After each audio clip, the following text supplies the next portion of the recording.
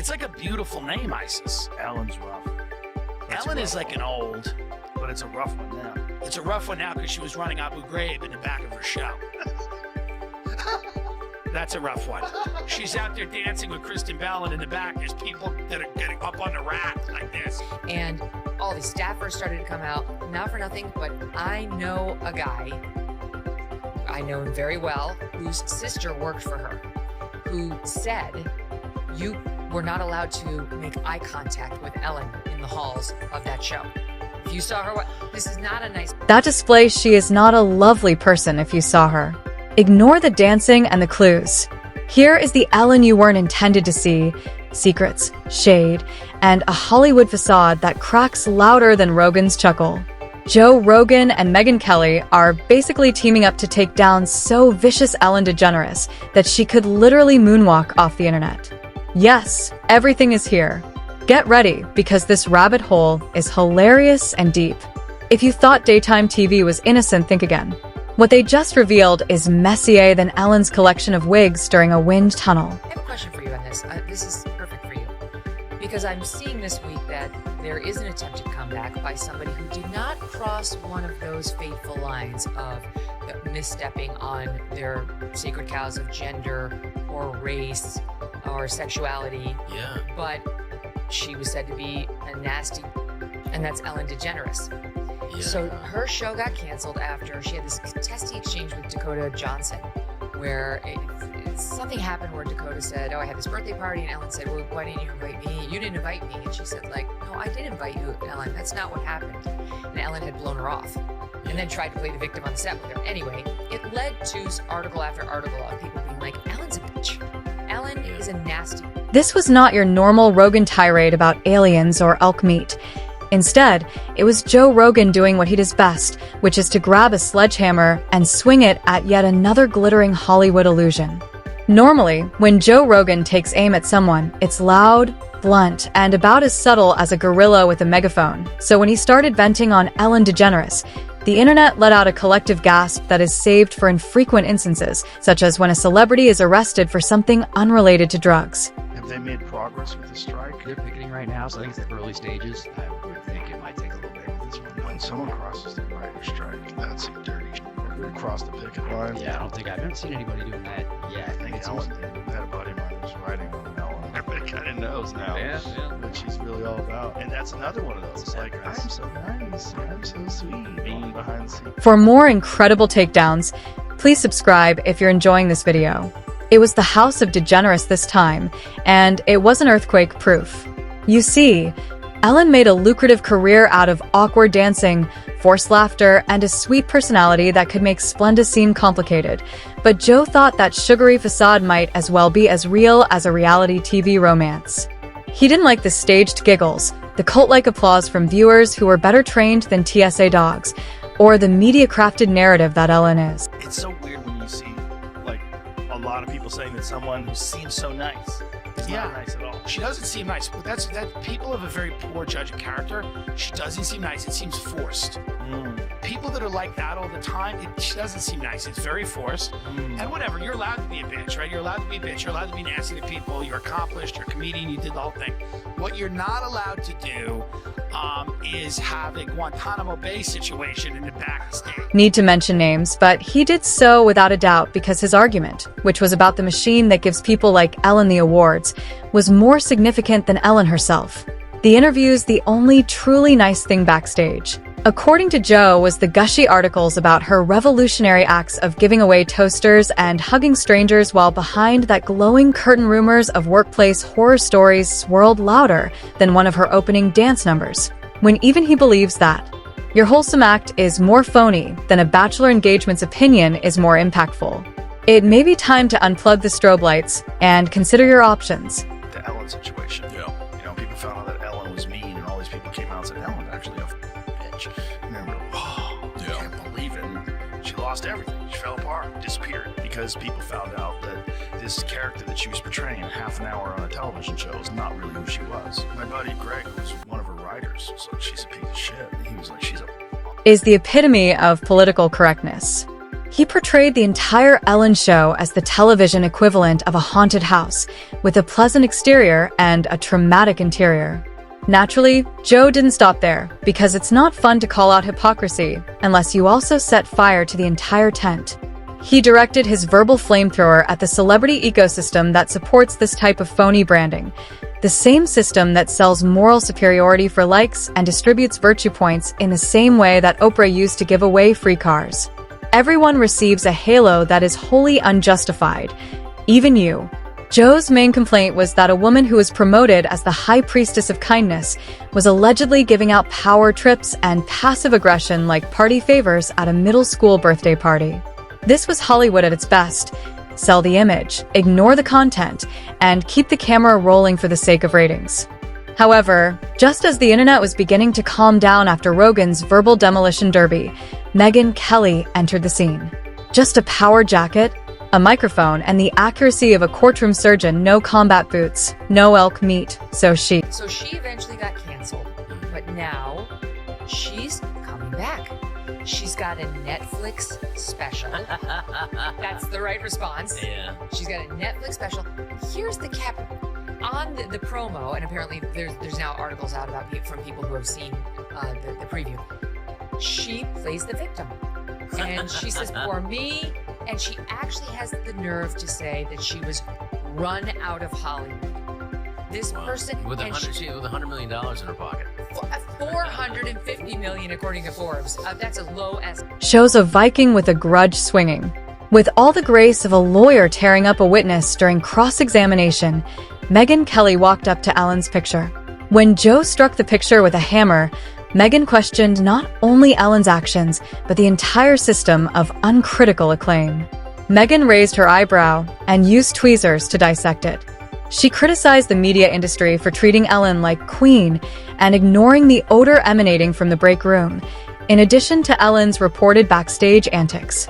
As said by Megyn, Ellen was more of a Teflon-clad brand spokeswoman for performative benevolence than a TV anchor.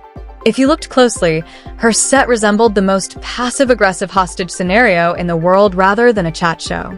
Megyn wasn't believing the redemption arc or the massive public apology tour, and everyone was grinning, applauding, and terrified to sneeze. Yes, Megyn presented that as less of an emotional moment and more akin to a poorly prepared public relations infomercial.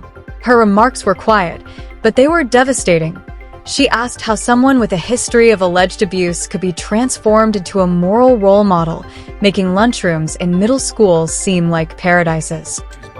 Yeah, she's a CIA agent. Stephen Paddock. Do not ask me for sources, but Stephen Paddock. Who's that? He was the guy that shot up the Vegas concert. That was a very tragic thing. Listen to this. The only guy that saw Stephen Paddock alive, his name is Jesus Campos. He was a guard at Mandalay Bay. He got interviewed nowhere else. You know where he got interviewed in the beginning? Ellen. Weird. And then they went on, if you could find that clip, they went on with a weird diagram of how it happened, and Ellen's showing the people how it happened. Not like an emotional, how are you feeling, how are you holding up? It was a weird diagram of and then he went to the left and to the right. It was very strange to look, what the hell's going on? This is a daytime. It became particularly interesting when Rogan's criticisms were directed not only at Ellen, but also at the corporate fairy godmothers who lavished glitter and magazine covers on a woman whose off-screen persona supposedly looked more like a boss from a low-budget sitcom than a fairy. The unwavering truth that connected both critiques was that Ellen's empire, once viewed as the shining citadel of kindness and relatability, had more cracks than a Hollywood Botox convention. While Ellen danced in sneakers and gave away gift cards like a benevolent talk show Santa, the stories coming from the people behind the scenes suggested something closer to a dictatorship wrapped in rhinestones. Megyn's jabs were set in the world of white wine, well-lit studios, and lawyerly takedowns. The funny thing is that Ellen never responded, because how can you react when two of the most infamous media sharks swim in opposite ways? One with a journalist's pen dipped in gasoline, and the other with a brotastic podcast mic? Ellen chose to remain silent, which in this case was less of a dignified departure and more akin to watching someone slowly back away from a flaming dumpster. Normally, A celebrity would issue a Notes app apology or some ambiguously worded Instagram post about growth and gratitude, but this time, the criticisms went unanswered. Like, they're gonna find the thing if you don't go away. You gotta have a good run, and when you have a good run, you step back and you go, okay, I'm still gonna do my thing, but like, I'm not. I mean, there's only a few jobs in entertainment, right? Right. So I think a lot of the cancel culture shit is probably these motherfuckers want those jobs. Ooh. They're like, how long is this bitch gonna be dancing? I can dance with Hillary Clinton. I could do the Charleston with Henry Kissinger, or whatever the fuck she does out there. Charleston is that She goes out there to the Charleston. She's got war criminals. Her and Bush are jumping around. I mean, she was buddies with Bush. yeah, she's a CIA. Bush has friends who were CIA agents. The fact that Rogan and Kelly arrived at the same place while coming from quite different backgrounds is what makes their combination so delectable. Ellen's public persona was a branding and perhaps emotional carnage film masterpiece. Megyn went around it like a museum docent, pointing out all the lies in the artwork, while Joe tore through it like a wrecking ball at a kid's lemonade stand. Joe chuckled at how people assumed Ellen was the Oprah of daytime TV, when all she seemed to teach them was how to smile while firing people.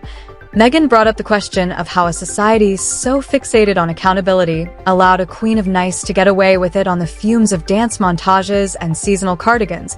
And the best part was that no one else really pushed back Hollywood, which had once showered Ellen with awards, honorary degrees, and inexplicably large bouquets. Went strangely.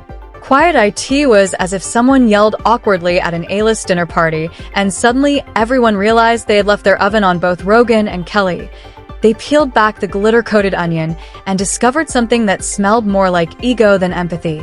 For years, audiences had been told Ellen was America's lovable aunt, a little quirky, perhaps, but innocuous and heartfelt. If the stories are to be believed, she was more like the aunt who shows up at Thanksgiving drunk and criticizes everyone's life choices. Because so now she's out there saying, I was run out of Hollywood. She's actually reportedly complaining about how hard it is for women in America with the double standards. Look at Oprah, how hard it is for her. Oh, she's got, what, like 10 houses, Ellen DeGeneres? Michelle Obama, look how hard it is for women in America. They're hurting. They're gonna let her back in, Rob, because she's a lesbian, she's a leftist, and she didn't hit one of their sacred cows. Nastiness, that's their bread and butter. And buttered, IT wasn't just about Ellen being cruel.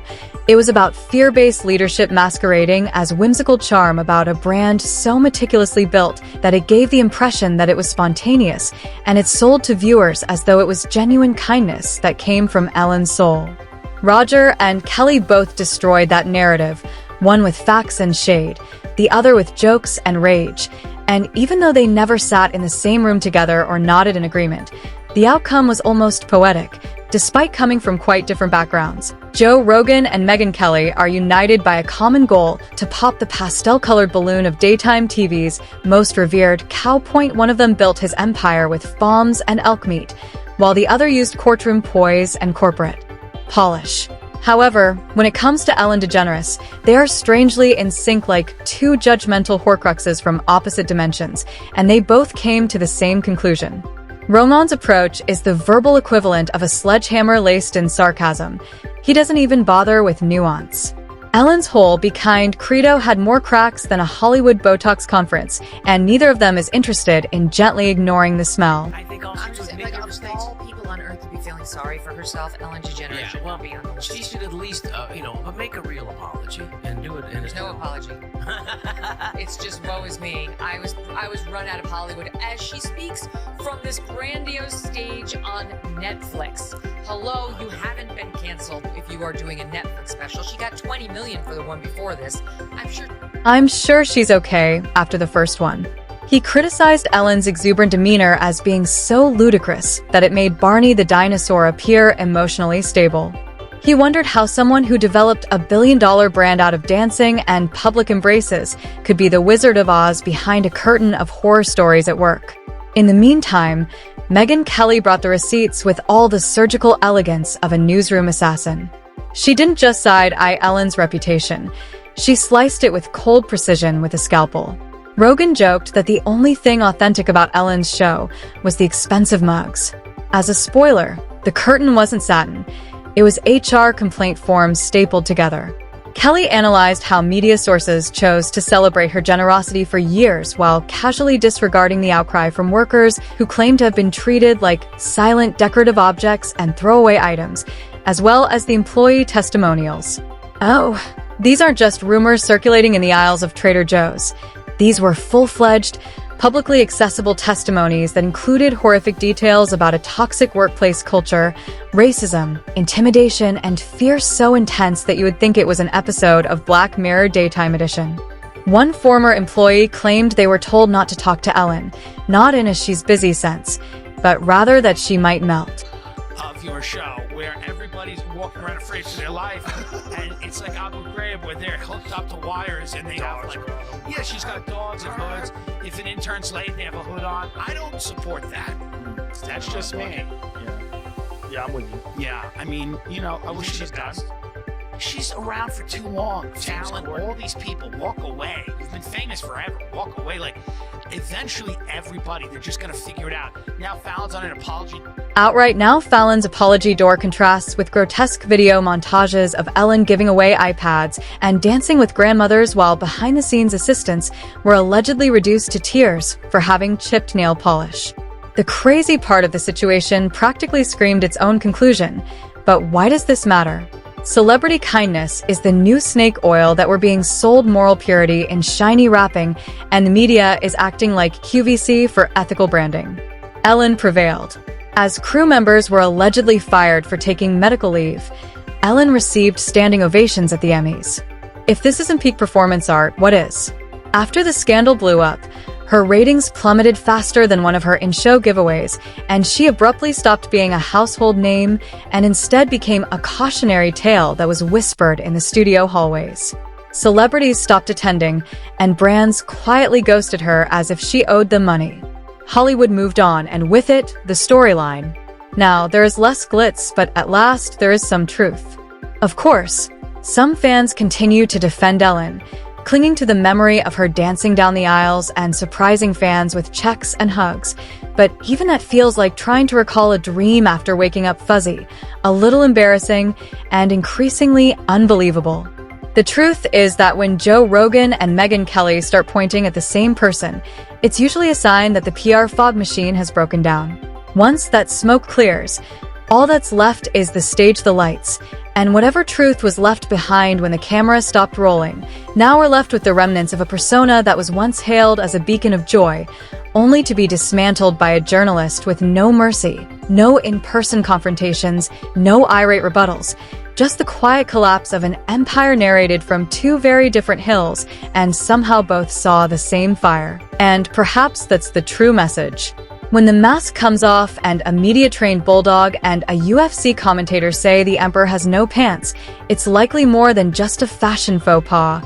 It's the end of the illusion. All that's left is an empty studio, a fading catchphrase, and a harsh lesson in what happens when the brand takes precedence over the behavior that underlies it. Kindness cannot be a costume. Play the music, but perhaps omit the dancing.